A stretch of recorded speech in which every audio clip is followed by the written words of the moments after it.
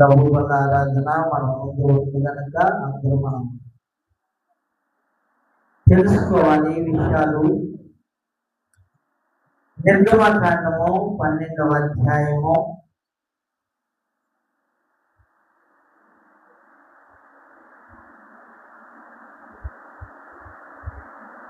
మొదటి నుండి కొన్ని వచనాలు చదువుకున్నాం. అందరూ జాగ్రత్తగా చదవండి, తెలుసుకోండి. దేవుని సంగతులు తెలుసుకుందాం, అందరూ తెలుసుకుందాం, పరిపూర్ణతలోకి వెళ్దాం. చదవండి.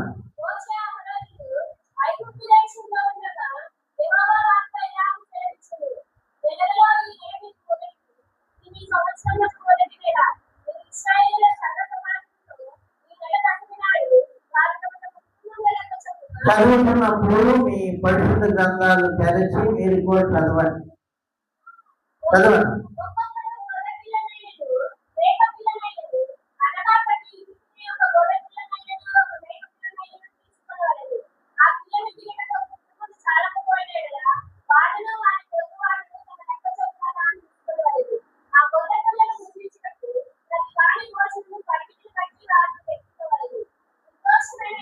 నిర్దోషమైన ఏడాది మగపిల్లను తీసుకొనవలెను.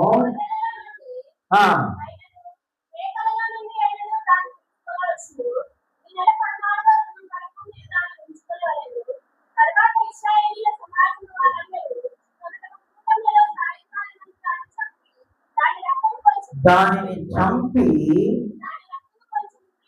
తీసి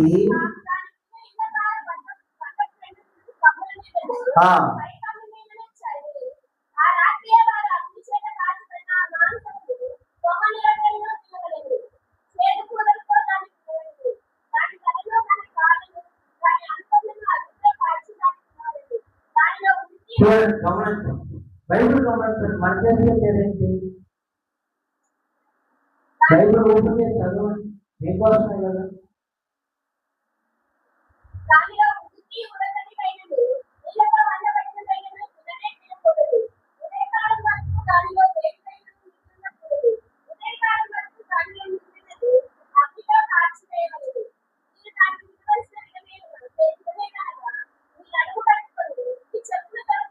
మీరు దాన్ని తినవలసిన విధమేదనగా మీ నడుము కట్టుకొని మీ చెప్పులు తొడుక్కొని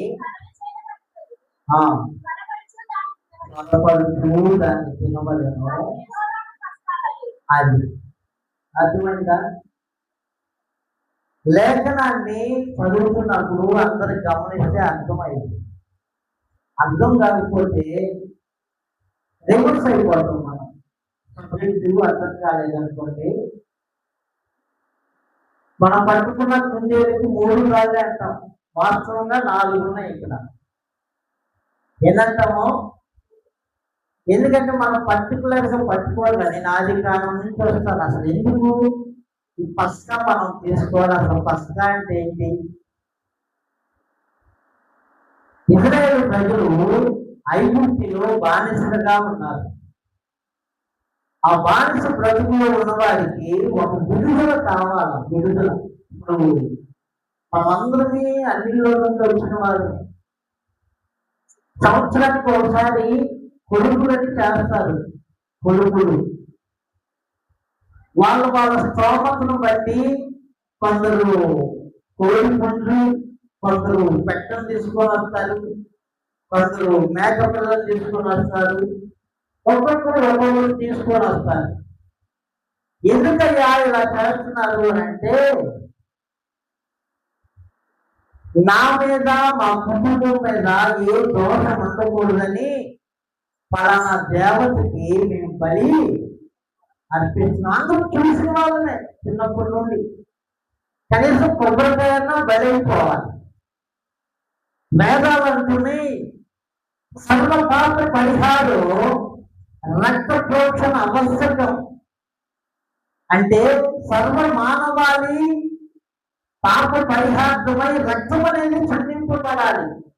సగరక్తం, ఆ రక్తం పరమాత్మైన పుణ్యదాన బలియాగం. పరమాత్ముడైన దేవుని యొక్క దానము కావాలి, దానముగా చెల్లింపబడాలి అన్నట్టు. దేవుడి పరిశుద్ధ నామమునకు మహిమ కలుగును గాక. హల్లెలూయా. యెహోవా దేవుడు మోషే అహరోనులకు ఏమని చెప్పారనంటే, ఇదిగో ఈ ఐగుప్తు దేశంలో ఒక మరణ సంహారకుడు సంచారం చేస్తాడు. ఆ మరణ సంహారకుడు మిమ్మల్ని చంపకుండా ఉండాలి, ఇక్కడ నుండి మీకు ఒక విడుదల కలగాలి అని అంటే నిర్దోషమైనటువంటి, చెప్పండి అందరూ, యానాది ఒక గొర్రెలను మీరు తీసుకోవాలి.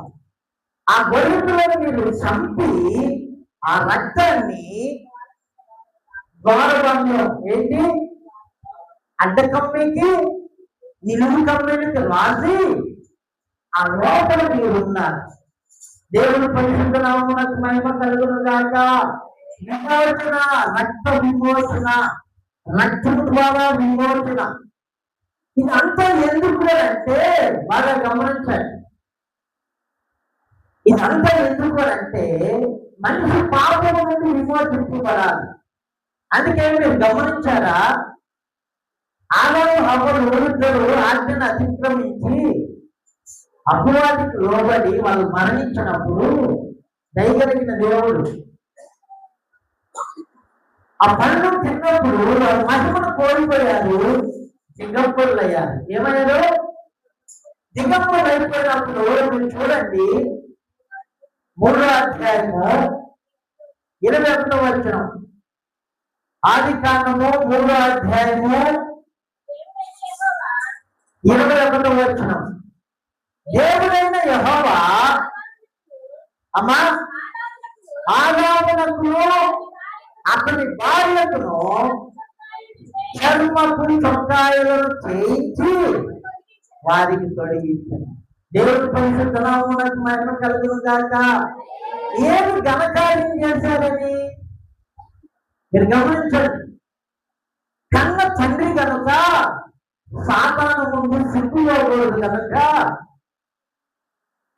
దేవుడు ప్రేమ స్వరూపుడు కనుక వారికి ఏ చొక్కాయలు చేయించాడు చెప్పాలి అందరూ? చర్మపు చొక్కాయలు. చర్మం ఎక్కడి తెచ్చిందంటారు? అనాదిలో వధింపబడిన గొర్రె పిల్ల. ఏ గొర్రె పిల్ల? అనాదిలో వధింపబడింది విమోచనం కొరకు ఒక గొర్రె పిల్ల. మీకు అర్థం కావాలని చెప్తున్నాను. పాప పరిహారం కోసం రక్తం చెల్లింపబడాలి. ఏడాది గొర్రె పిల్లను తీసుకొని మీరేం చేయాలి? దాన్ని చంపి రక్తాన్ని చెప్పాలా ద్వారబంధం. ఏంటి ఏడాది గొర్రె పిల్ల అంటే? యోహాను సువార్త 1వ అధ్యాయం. కొంచెం మనం కొత్త నిబంధనకి పాత నిబంధనకి తిరుగుతాము, మీకు అర్థం కావాలి కాబట్టి. మీరు ఎలా రిసీవ్ చేసుకున్నా చెప్పవలసిన బాధ్యత సేవకుడుగా నా మీద ఉంది కనుక నేను మీకు తెలియజేస్తున్నాను. యోహాను సువార్త 1వ అధ్యాయము 29వ వచనం. యేసు తన యొద్దకు రాగా ఇదిగో లోక పాపములను మోసుకొనిపోయి దేవుడి గొర్రెపిల్ల. ఏ గొర్రెపిల్లండి? లోక పాపాలను మోసుకొనిపోయే దేవుడి గొర్రెపిల్ల. ఇక్కడ వధింపబడిన గొర్రెపిల్ల ఏంటంటే ఐగుప్తులో నుంచి విడిపించబడటానికి, ప్రతి కుటుంబం బ్రతకడానికి. మరి ఈ గొర్రెపిల్ల లోక మానవాళి పాప పరిహాసమై ఇదిగో లోక పాపములను మోసుకొనిపోతూ ఉన్న దేవుడి గొర్రెపిల్ల. దేవుడి పరిశుద్ధ నామమునకు మహిమ కలుగును గాక. ఇది పస్కా బలి, పస్కా పండుగ అన్నాడు. వాస్తవంగా ప్రభు యొక్క శరీరాన్ని రక్తాన్ని మనం తీసుకోవడం పండుగ కన్నా ఎక్కువగా సెలబ్రేషన్ చేసుకోవాలి. ఎందుకు చెప్పండి? పండుగ కన్నా ఎక్కువ కారణం ఏంటి అని అంటే, యోహాను సువార్త చూడండి 6వ అధ్యాయం 48 నుండి చూస్తారా ఒకసారి? మీ పితరులు అరణ్యంలో మన్నాను తిని చనిపోయింది. దీనిని తినువాడు, దేనిని తినువాడు?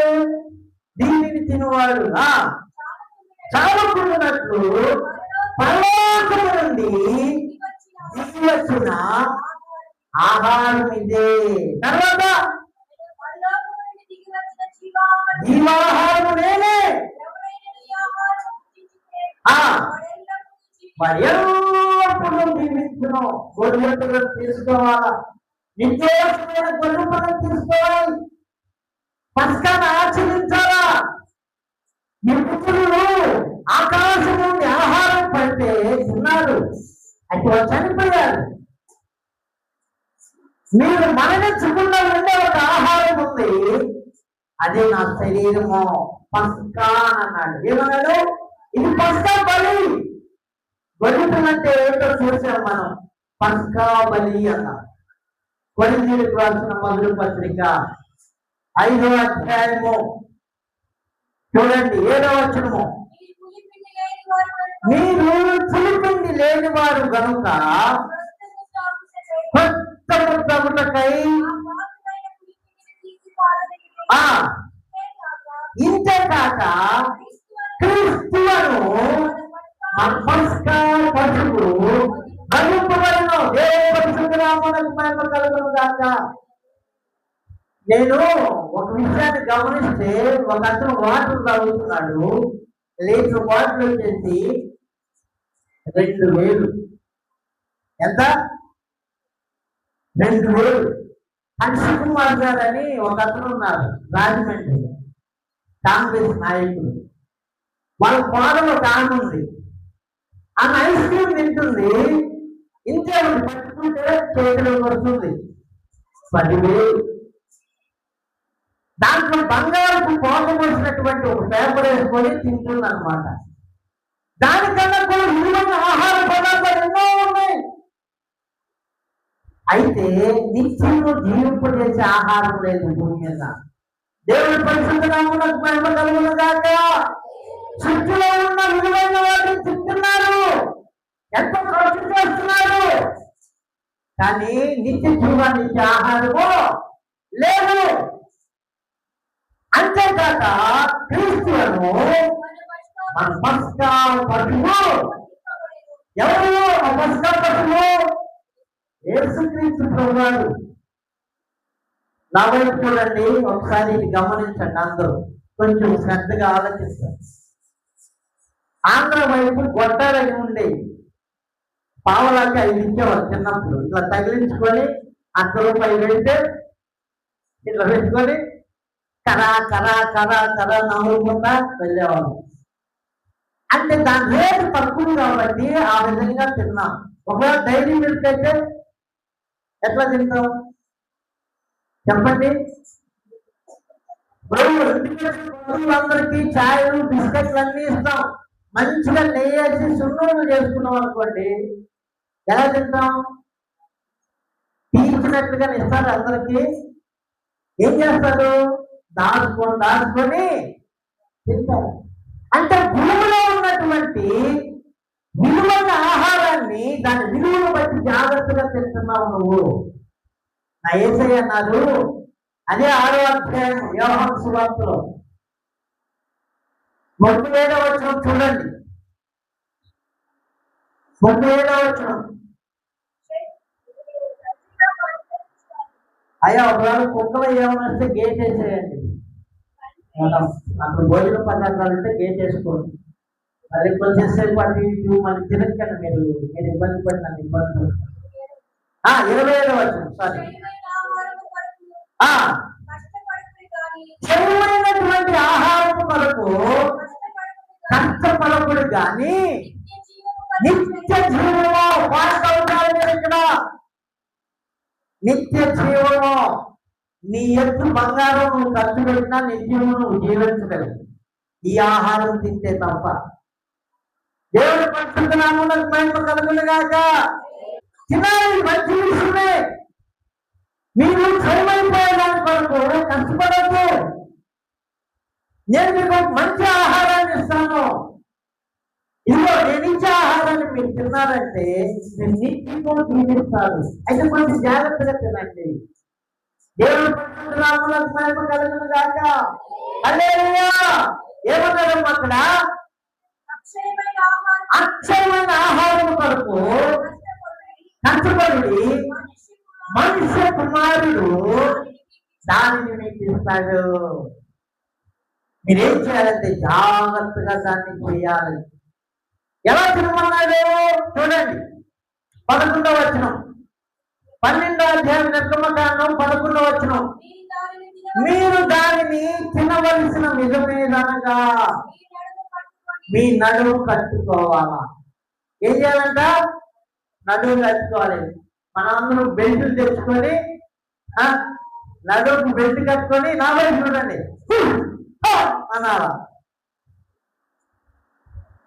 అంటే కొత్త నిబంధనకి పాత నిబంధనకి మనం కంపేర్ చేసుకుంటుంటే ఎఫెసీ పత్రికలో 6వ అధ్యాయము 14వ వచనంలో అన్నారు, ఏలయనగా మీ నడుమునకు సత్యమును గట్టి కట్టుకోండి. దేవుని పరిశుద్ధ నామమునకు మహిమ కలుగును గాక. మీ నడుముకి ఒక బిగింపు అనేది లేదనుకోండి. నా పని చూడండి ఒకసారి. ఇంతకు ముందు పెద్దలు ఏ పని చేసినా పెద్దల పైన ఒక టవల్ ఉండేది, అవునా? ఒక టవల్ ఉండేది, ఒక చేతికి అల్లు ఉండేది. ఇప్పుడు ఏం లేవు, మొత్తం పోయింది. దేవుని దేవాలు. ఒకవేళ మగ మనిషి ఏదైనా పని చేస్తున్నాడు అనుకోండి, ఆ టవల్ తీసి పక్కన పడేసి పని చేస్తాడు కదా, అంతేనా? ఎలా చేస్తాడు? ఆ టవల్ తీసుకొని నడుముకి ఇట్లా బిగించుకొని గట్టిగా కట్టుకొని సత్యమను గట్టి.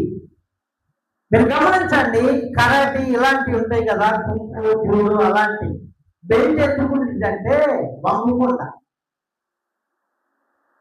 ఎందుకుంటుంది? వంగకుండా. సత్యం అనేది నిన్ను లోకం దగ్గర బెండ్ చేయనీదో, సత్యంగా బ్రతకటం. మీ నడుములకి ఏం చేసుకోవాలి? ఏమన్నాడు అక్కడ? మీ నడుము కట్టుకొని, మీ నడుములకు సత్యమును గట్టి కట్టి. తర్వాత నీతి అనే మహిమలు. నీతి ఉన్నావు మనకి. నేను ఎందుకు తవరంగుల గురించి మీకు చెప్తున్నానంటే, బాధపడకండి, మళ్ళా చెప్తున్నానని. సామెతల గ్రంథము చెప్పని తప్పదు, ఏం చేయలేము మనం. సామెతల గ్రంథము 16వ అధ్యాయము చూడండి, 30-31 అనుకుంటా, అక్కడే ఉంటుంది. 31. నెరిసిన వెంట్రుకలు సొగసైన కిరీటము అవి నీతి ప్రవర్తన గలవానికి కలిగి ఉండును. దేవుడి పరిశుద్ధ నామమునకు మహిమ కలుగును గాక. అంటే అక్కడ సత్యం పక్కన గట్టి కూడా ఉంది కాబట్టి చెప్పాల్సి వచ్చింది. ఇప్పుడు ఆయన రక్తం ఏ రక్తం అంటే నీతి కలిగిన రక్తం.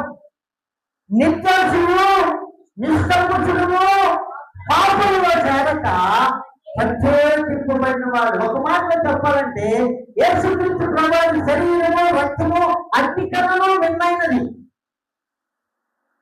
ఏం చెప్పండి? అగ్ని కన్నా మిన్నైనది. ఇప్పుడు ఎవరికైనా బ్లడ్ ఎక్కించాలనుకోండి, మీ పాజిటివ్ అయితే ఏ పాజిటివ్ ఎక్కియాల? ఏం చేస్తారు? ఎందుకు?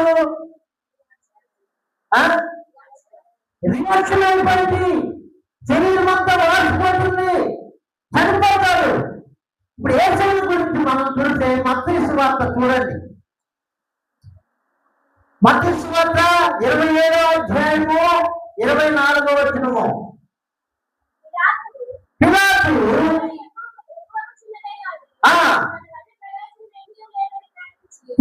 వివరించాలనుకున్నాడు, మీ రాజుని నేను విడుదల చేస్తానంటే వాళ్ళు అలవాటు చేస్తున్నప్పుడు మొత్తం గమనించి ఏమంటాడంటే, నీళ్ళు తీసుకొని జన సమూహం ఎదుట చేతులు కడుక్కొని ఈ నీతిమంతుని రక్తమును కూర్చి నేను నిరపరాధిని, మీరే చూసుకోండి. ఇప్పుడు నేను చెప్పే మాట గురించి ఎందుకు అంటే మన దగ్గర నీతి లేదనుకోండి, ఆయన రక్తం ఏ రక్తము కొంచెం ఆలోచన చేయండి. నేనేం భయపెట్టలే, బ్లాక్ మెయిల్ చేయట్లా, ఉన్నదే చెబుతున్నా. మీ అందరికి మంచి వేసుకుంటే నాకే మంచిది కదా. మన టైంలో కాకపోయినా ఒక టైంలో ఏదో ఇస్తారు, అందరూ బాగుంటే. అవునా కదా? మీ మనసు గాయమైపోయింది అనుకోండి, నాకు సిలువ వేస్తారు. అయినా పర్లేదు, కానీ వాస్తవం చెప్పకపోతే ఎట్లా? దేవుడు కూడా కదా. ఇప్పుడు ఆయన రక్తంలో నీతి ఉంది, మనమేమో నీతిమంతులను మనం దేవుడు తీర్చిదిద్దుతున్నప్పుడు మనం ఆ నీతిని కప్పేసామనుకోండి, ఏమైపోతుంది? నీతి అనీతి అయిపోతుంది. అప్పుడు రియాక్షన్ అయిపోతుంది. చాలా జాగ్రత్త గమనించు. వివరణలోకి వెళ్తే ఇంకా చాలా లేట్ అయింది. అక్కడ మనకు 3 పాయింట్లు ఉన్నాయి. సత్యమైన గట్టి కట్టుకోవాలి, అందుకని తలకు రంగేసుకోకూడదు. ఎందుకంటే దేవుడిని నీతిమంతులుగా తీర్చిదిద్దుతున్నాడు. నేను చెప్పాను ఇంతకు ముందు కూడా, దానియేలు గ్రంథంలో 7వ అధ్యాయం 9వ వచనంలో తల వెంట్రుకలు తెల్లని ఉన్నిని పోయిని. ప్రకటన గ్రంథం 1వ అధ్యాయం 18వ వచనంలో కూడా యేసు తల వెంట్రుకలు ఎలా ఉన్నాయి అనుకున్నాము? తెల్లగానే. పైగా నీవు నేను ఆయన బిడ్డమైనప్పుడు, ఆయన పోలికలోనికి మనం మారుస్తున్నప్పుడు, ఆయన ఒడ్డమని మనం చేస్తే ఆయన మనసుకి మన మనసు వ్యతిరేకం అయిపోతుంది. ఇప్పుడు ఆయన రక్తానికి మన రక్తం వ్యతిరేకం అయిపోయినప్పుడు మ్యాచ్ ఏంటంటారా? ఆలోచన దయచేసి జాగ్రత్తగా మ్యాచ్ ఏంటా? ఆయన మనసుకి మన మనసు వ్యతిరేకం అయిపోయింది. ఇవన్నీగా ఏదో మనం గడపాలంటే వెళ్ళిపోతామంటే కుదరదు కదా, ప్రాణాలు పోతాయి. మీకు తెలియదు కాబట్టి, దేవుడు తెలియజేయమన్నాడు కాబట్టి తెలియజేయాలి.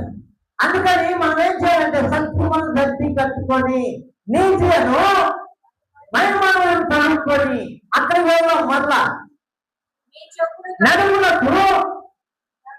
నడుము కట్టుకొని నీ చెప్పులు తొడుకు. ఎవరైనా కానీ భోజనం చేసేటప్పుడు చెప్పులు తొడుక్కుంటారా? కానీ కొత్త నిబంధనలు ఏమంటారు అని అంటే సమాధాన సువార్తను దేవుడిని తొడుక్కోవాలి. ఏంటంటే సమాధాన సువార్తను దేవుడిని తొడుక్కోవాలి. చెప్పులు లేవంటే సమాధానం లేదని అర్థం. ఇక్కడ పౌరు గారు వివరించిన వివరణ, చెప్పులు వేసుకున్నప్పుడు ఎంత ముందున్నా తొడుగుకొని వెళ్ళిపోతూ ఉంటావు. అదే చెప్పులు లేవనుకోండి, ఏ చిన్న రాయి గుచ్చుకున్నా ఏమన్నా అక్కడ నీ చెప్పులు తొడుక్కొని మీ కర్రను చేత పట్టుకొని అక్కడ ఎఫెసీ పత్రిక 6వ అధ్యాయం పాదములకు సమాధాన స్వార్థ వలనైనా శక్తి మనసు ఏం చేయాలా? నీ మనసును సిద్ధపరచుకోవాలి. అందుకే క్రీస్తు యేసునందు కలిగిన ఈ మనసును కలిగి ఉన్నాడు. ఇప్పుడు మనకు నచ్చని కూర మంచిదైనా కానీ పెట్టారనుకో గిల్టీగా ఉండింది మనం. అవునా కదా? అంటే తప్పుగా అనుకోకండి. కృష్ణా డిస్ట్రిక్ట్ లో మా అత్తమ్మ ఊరు వైపు నత్తలు తింటారంట. నత్తలు తింటారు, అందరూ తింటారా నత్తలు? అంటే మా వైపు తినరు కాబట్టి నేను కొంచెం నత్తుల అంటారు.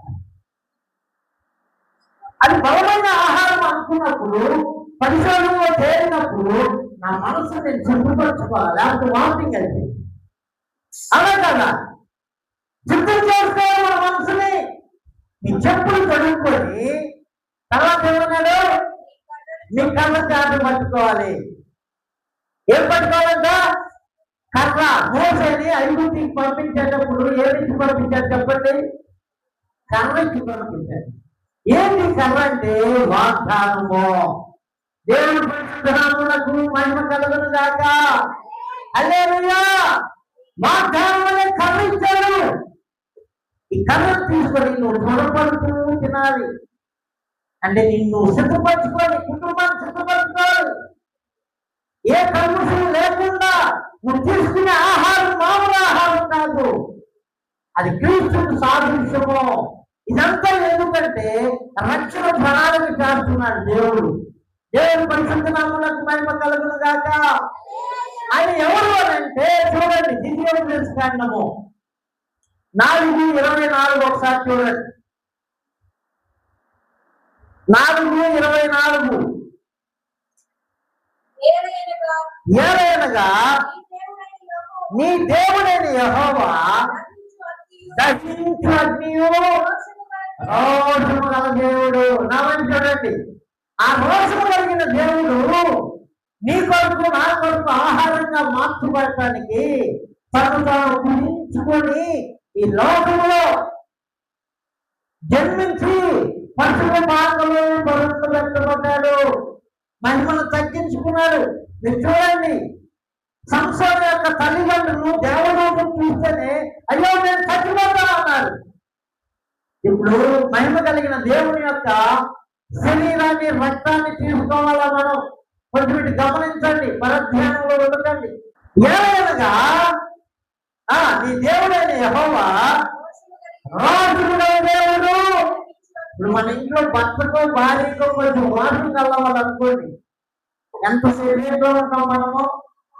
మనం సెక్రెట్ లో లేమనుకోండి, ఫోన్లు పగిలిపోతాయి, మంట పాత్రలు పగిలిపోతాయి, తలలో మొహం పగిలిపోయింది, ఏం పగిలిపోయింది ఆ దేవుడికే తెలుసు. ఆయన రోషం గల దేవుడు దహించు అగ్ని. ఆ దేవుడు ఎలా వచ్చాడు ఇక్కడికి? యోహాను సువార్త 1వ అధ్యాయము 1వ వచనం చదవండి తొందరగా. ఆది యందు వాక్యము ఉండెను, వాక్యము దేవుని యొద్ద ఉండెను, వాక్యము దేవుడై ఉండెను. చాలు, వాక్యం ఏమై ఉన్నాడండి? దేవుడై ఉండెను. ఇప్పుడు 14వ వచనం చదవండి, అదే అధ్యాయం.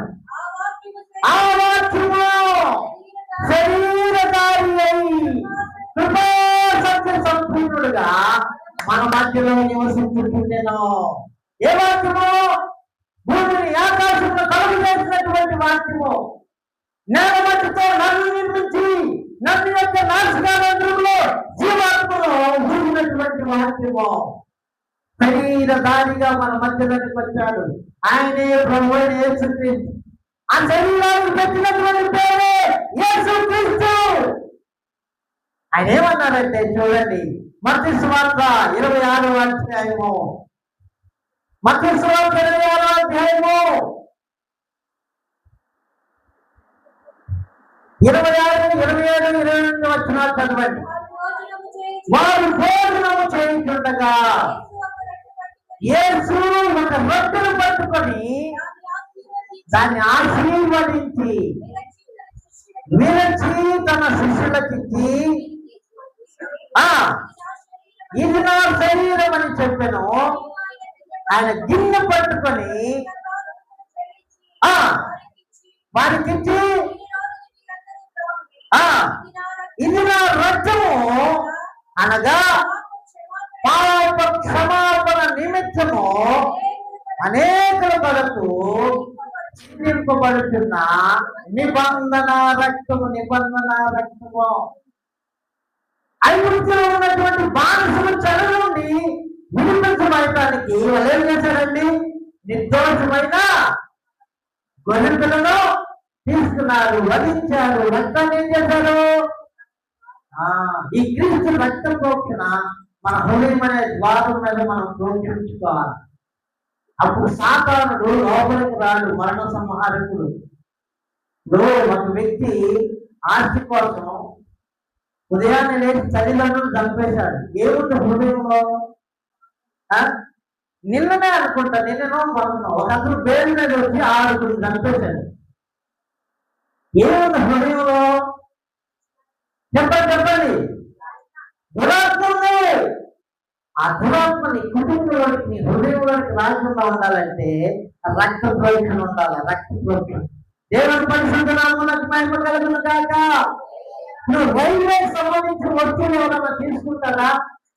రైల్వే వస్తువులు అక్కడక్కడ పడిపోయి ఉంటాయి. మనం రైలు పట్టాల మీద వెళ్తుంటే చూసారా? ఎవరైనా తీసుకొని సంచిలో వేసుకుని ధైర్యంగా వెళ్ళగలుగుతారా? ఎందుకని? పెద్ద కేసు అది. అర్థమవుతుందా? అది చాలా పెద్ద కేసు. ఎందుకు చెప్తున్నాను నేను ఈ మాట? నీకు ఎందుకు చెప్తున్నాను? రక్త పోల్చిన నేను నీ మీదుంటే అంతకన్నా విలువైంది కనుక సాతాను నిన్ను మొట్టలేడు. దేవుని పరిశుద్ధ నామమునకు మహిమ కలుగును గాక. హల్లెలూయా. ఆయన అన్నారు, అయ్యా మీ పాపాలన్నీ పోవటానికి ఇది నిబంధన రక్తం. ఎఫెసీ పత్రిక 2వ అధ్యాయం 5వ వచనంలో అన్నారు, చదువునక్కర్లేదు, మీరు మీ పాపముల చేతను అపరాధముల చేతను మీరు చచ్చిన వారై ఉండగా. ఒక అద్భుతమైన మాట 4వ వచనంలో చదవండి. చాలా అద్భుతమైనది, మీరు అండర్లైన్ చేసుకోవాలి. 2:4 ఎఫెసీ పత్రిక. ఆయనను దేవుడు కరుణా సంపన్నుడైంది. గొప్పగా చెప్పాలన్నమాట. ఎలా చెప్పాలి? ఆయనను దేవుడు కరుణా సంపన్నుడై ఉంది మనము మన అపరాధముల చేతను మన ఎడల చూపిన తన మహాప్రేమను బట్టి మనలను క్రీస్తులో బ్రతికించెను. దేవుని పరిశుద్ధ నామమునకు మహిమ కలుగును గాక. హల్లెలూయా. ఒక మొక్క బ్రతకాలంటే మనం నీరు పోయాలి. ఒక పాపి బ్రతకాలంటే యేసయ్య రక్తధారలో పిండబడాల. ఆ రక్తమే మన మీద మధ్యలో కొలిచింది. ఆయన శరీరం రక్తము. యెషయా 53:12 చూడండి. యెషయా కావున గొప్ప వారితో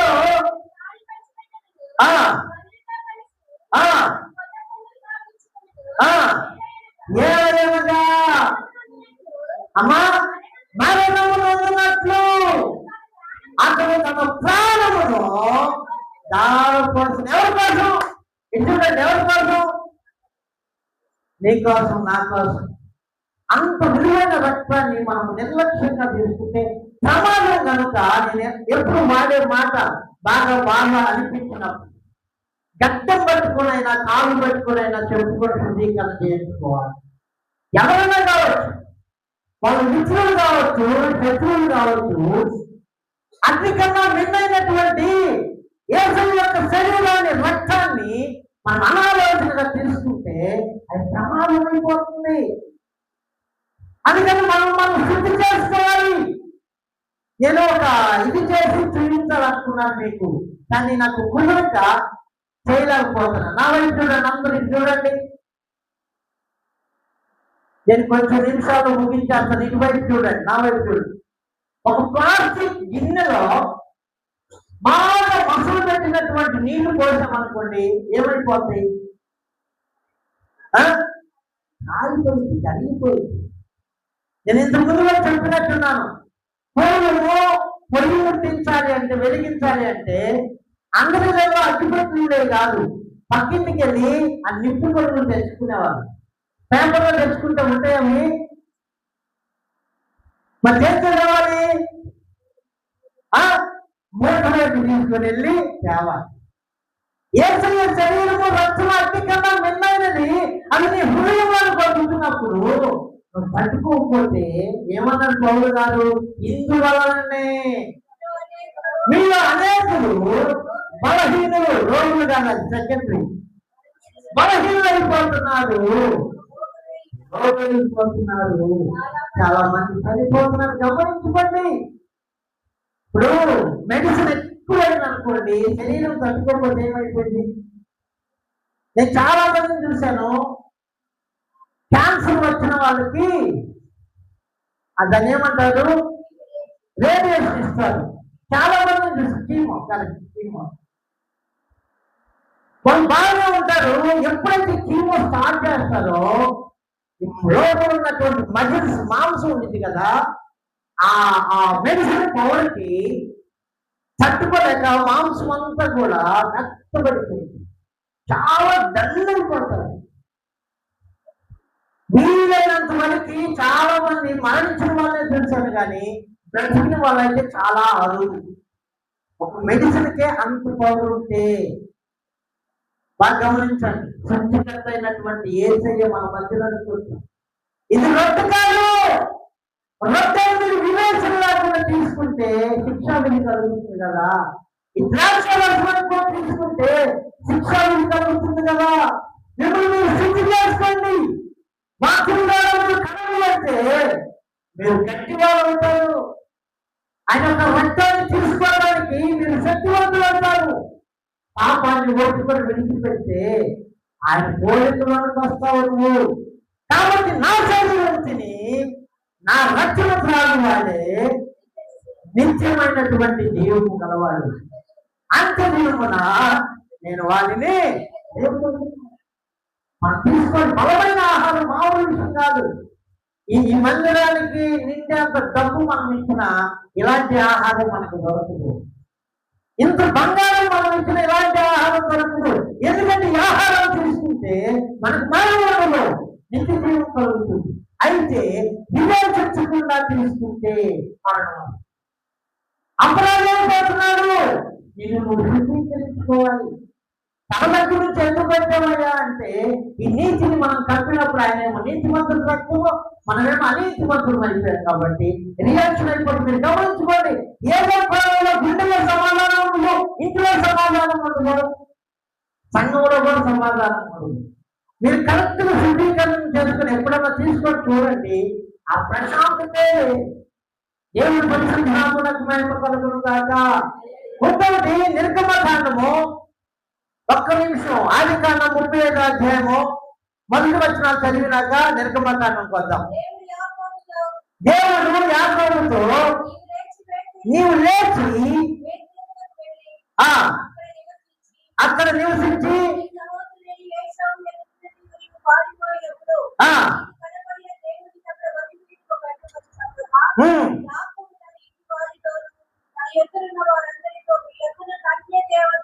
మీ యొద్దనున్న అన్య దేవతలను పారవేసి మిమ్మల్ని మీరు శుద్ధిపరుచుకొని మీ వస్త్రములను మార్చుకున్నామని చూడండి. బేతేలు అనే దేవుడి మందిరానికి వెళ్దామని అనుకున్నప్పుడు దేవుడు చెప్పినప్పుడు యాకోబు కుటుంబ సభ్యులకు చెప్పిన మాట ఏంటంటే మిమ్మల్ని మీరు శుభ్రం చేసుకోండి, మనం చర్చికి వెళ్తున్నామని. అంటే వారు ఏం చేశారు అక్కడ చూడండి. వారు తమ యొద్దనున్న అన్య దేవతలను తమ చెవులనున్న పోగులను యాకోబునకు అప్పగింపగా అక్కడ కూర్చిపెట్టాడు. మందిరానికి వెళ్తున్నావా అంటేనే విగ్రహాలకు సంబంధమైనటువంటి బంగారాన్ని తీసివేయమన్నాడు. ఇప్పుడు నేను అనేది ఏంటంటే మహిమ కలిగిన దేవుడు ఆయన శరీరము రక్తము నీలోనికి వస్తుంది. నిర్గమకాండం చూడండి 33:5.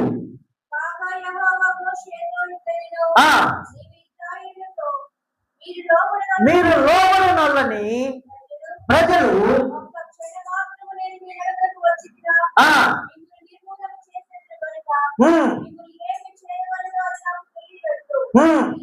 మీ ఆభరణములను మీ మీద నుండి తీసివేయడని చెప్పమనెను.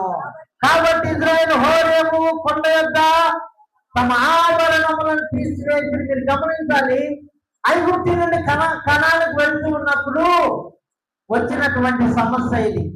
నేను మిమ్మల్ని కనాను చేర్చాలి అని అంటే మీ ఆభరణాలు మీరు తీసివేయాలి. ఒక డౌట్ రావాలి ఇక్కడ మనకి. నా వైపు గమనించండి అందరూ జాగ్రత్తగా. అసలు ఐగుప్తుల నుండి బయలుదేరేటప్పుడే వెండి బంగారాలు వాళ్ళ దగ్గర అడిగి తీసుకోమని దేవుడే వాళ్ళ దగ్గర తీసుకొని వచ్చాడు. అయితే 32వ అధ్యాయంలో చూడండి, నిర్గమకాండం 32:3 వచనం. ప్రజలందరూ తమ చెవులనున్న బంగారు పోగులను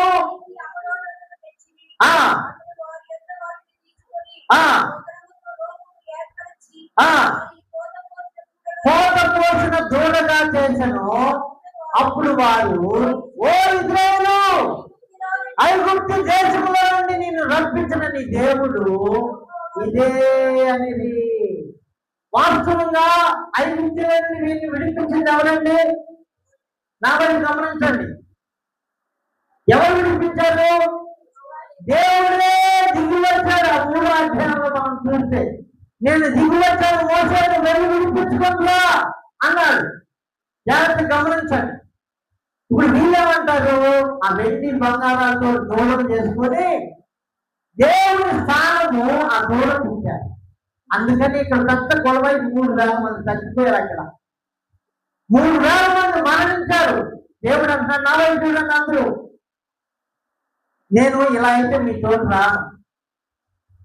ఏమన్నాడు ప్రభువారు, ఇలా అయితే నేను మీ తోడు రాను. మీ పైన ఉన్న ఆభరణాలు తీసేస్తేనే నేను మీతోటి తీసివేశారా, తీసివేయలేదా? ఇప్పుడు మీరు గమనించండి, ఐగుప్తు నుంచి కణానికి వెళ్తున్నప్పుడే దేవుడు తీసివేస్తేనే వస్తానంటే ఇప్పుడు వాళ్ళందరూ గమనించండి. ఈ లోకమనే ఐగుప్తు నుండి పరలోకమనే పరమ కణానికి వెళ్తున్నాం మనం. మరి నీ చోటు నా చోటు దేవుడు రావాలంటే ఆభరణాలు ఉంచుకుంటూ వస్తాడా? చెప్పాలి ఏదో ఒకటి మీరు. మరి ఉంచుకొని ఆయన శరీరాన్ని రక్తాన్ని తీసుకోవచ్చా మనము? గమనించాలా జాగ్రత్తగా. ఇది పాత నిబంధన కొట్టివేయబడింది అనే ఒక టాక్ వచ్చింది. తన కొత్త నిబంధనలో చూపిస్తారు. తిమోతికి రాసిన మొదటి పత్రిక 2వ అధ్యాయము. ఇక నేను ముగించేస్తాను, ఎందుకంటే 9వ వచనం. తిమోతికి రాసిన మొదటి పత్రిక 2:9. మరియు స్త్రీలను అనుకువైవు ఉండి తగు మాత్రపు వస్త్రముల చేతనే గాని జడలతోనైనను, జడ ఒక్క జడ వేసుకోవచ్చు, పిల్లలైతే 2 జడలు వేసుకోవచ్చు. మరి చీటీస్ కానీ ఇటొక డజన్ వేసుకోకూడదు.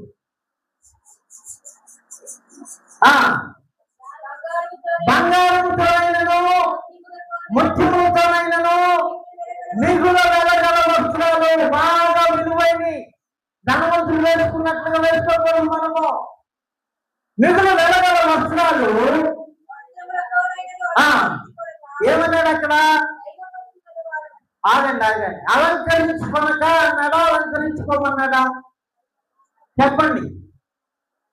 చాలా మంది అంటున్నాడు తగు మాత్రం అన్నాడు. తగు మాత్రం అంటే ఏంటంటే రావచ్చు నానా, ఇదిగో ఇది 10 మీటర్లు నీకు తగినంత గుర్తించుకో అంటే ఇక్కడ గుర్తించుకోమన్నా. దాని అర్థం షర్ట్ ఇక్కడ దాకా గుర్తించుకోమన్నా. షర్టు ఎక్కడ దాకా గుర్తించుకోమని? 10 మీటర్లు ఉన్నాయా, నువ్వు తగినంత గుర్తించుకుంటే ఎక్కడ దాకా గుర్తించుకోవాలని? నీకు సరిపడినంత గుర్తించుకోవాలని దాని అర్థం. అలంకరించుకునక అక్కడ వద్దన్నాడు, ఇక్కడ వద్దన్నాడు. ఇంకా యాకోబు పత్రిక చూడండి, బంగారం గురించి 5వ అధ్యాయం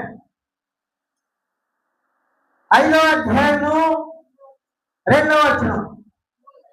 3 మీ బంగారమును మీ వెండియు చుట్టుపట్టినవి వాటి చుట్టూ మీ మీద సాక్ష్యముగా ఉండును. అగ్ని వలె మీ శరీరములను ఏం చేస్తారని? తినివేయును. యెహెజ్కేలు గ్రంథం ఇప్పుడు నేను చూపించింది కొత్త నిబంధన. యెహెజ్కేలు గ్రంథంలో ఒకటి ఉంది, అది చూపించిన ముగిస్తా. 7వ అధ్యాయం యెహెజ్కేలు గ్రంథము 7వ అధ్యాయము 19-20 వచనాలు త్వరగా చదవండి.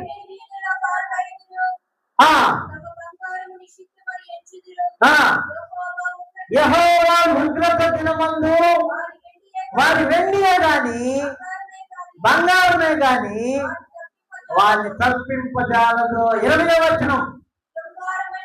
శృంగారమైన మీ ఆభరణమును వారు తమ గర్వమునకు.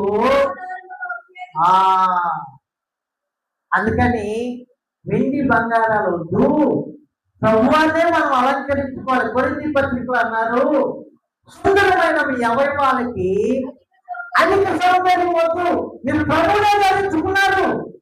క్రీస్తు యేసునికి బాప్తిసం పొందిన మీరందరూ క్రీస్తుని ధరించుకుని ఉన్నారు. దేవుడి పరిశుద్ధ నామమునకు మహిమ కలుగును గాక. అందుకే ఆయన అన్నారు, నా శరీరము నా రక్తం మామూలు కాదు, మీకు నిత్య జీవాన్ని ఇచ్చేది కనుక మీరు జాగ్రత్తగా వివేచించి తీసుకోండి. దేవుడి పరిశుద్ధ నామమునకు మహిమ కలుగును గాక. ఒక్క మాట నేను చెప్పేసి నేను ముగించేస్తాను. చూడండి, మత్తయి సువార్త 9వ అధ్యాయము. మత్తయి సువార్త 9వ అధ్యాయము చూడండి అమ్మా. మరియు పాత తిత్తులలో కొత్త ద్రాక్షారసము పోయరు. పోసిన ఎడల చిచ్చులు తిగిలి ద్రాక్షారసము పాడైపోతుంది. కొత్త ద్రాక్షారసము మీరు గమనించండి, పాత చిచ్చులలో పోయకూడదు. మీరు మంచి వంట చేశారనుకోండి, త్రోవని పాత్రలో పోస్తారా?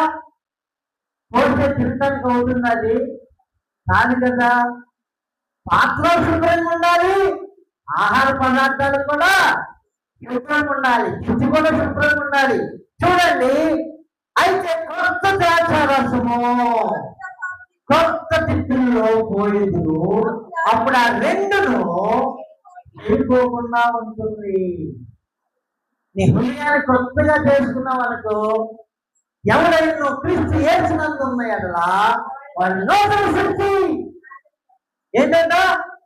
నువ్వు నూతన సృష్టి కావాలంటే దేవుని వాక్యాన్ని వింటే ఆ వాక్యము నిన్ను నూతన పరుస్తుంది. నా మాట అన్ని వంటిది కాదా? అన్ని వంటి మాట ఏం చేస్తుందంటే నీకు పవిత్ర పరుస్తుంది.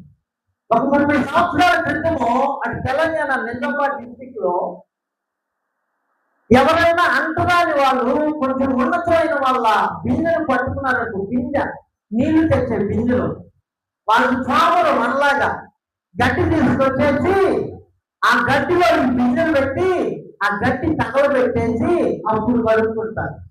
ఎందుకని?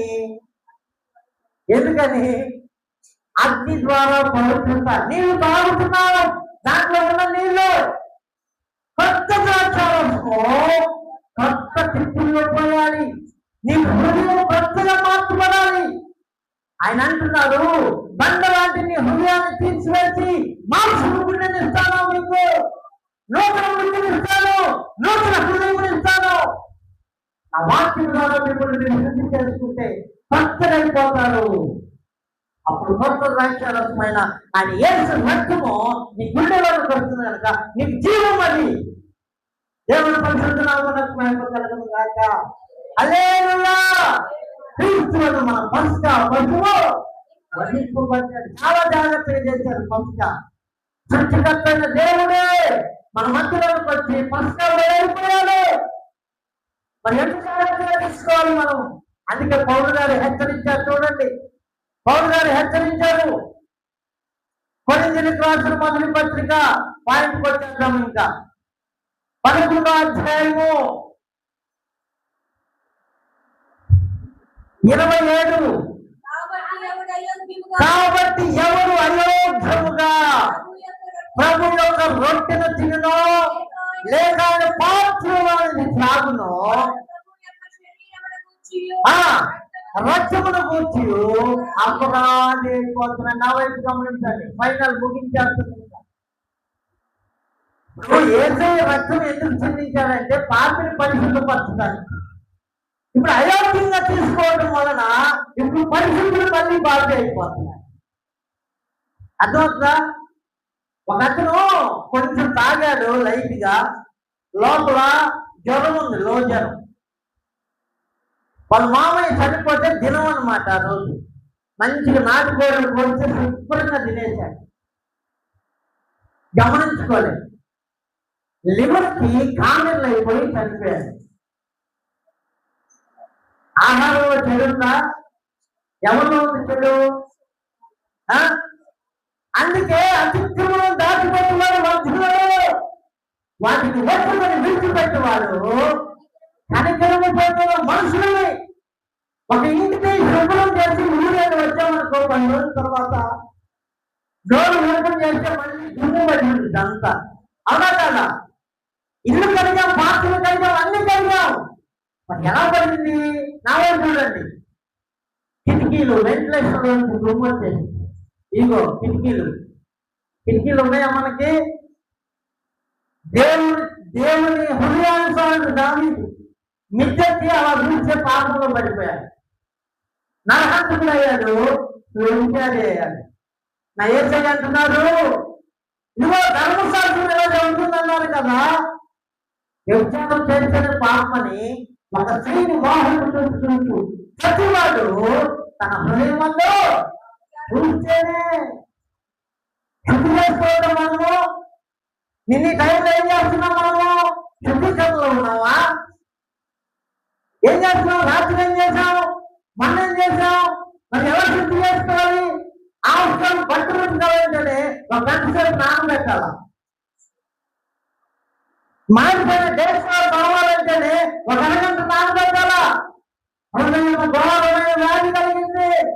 శుద్ధి చేసుకోకుండా మహిమ కలిగిన యేసయ్య శరీరం రక్తాన్ని తీసుకుంటే అది ఎంత ప్రమాదం మనకి. అందుకే వాక్యం అంటుంది, మన పాపములను మనం పట్టుకొని ఎట్లా. యోహాను రాసిన మొదటి పత్రిక బయలుదేరి అందరూ. యోహాను రాసిన మొదటి పత్రిక 1వ అధ్యాయం 9వ వచనము. మన పాపములను మనం ఒప్పుకొని ఎడలా ఆయన నమ్మదగిన వాడు, నీతిమంతుడైన ఆయన మన పాపాలను క్షమించి సమస్త దుర్నీతి నుండి మన పవిత్రపడుతుంది. ఎప్పుడు ఒప్పుకుంటేనా కప్పుకుంటేనా? ఒప్పుకోవాలి. ఒప్పుకొని విడిచిపెట్టాలి మనము.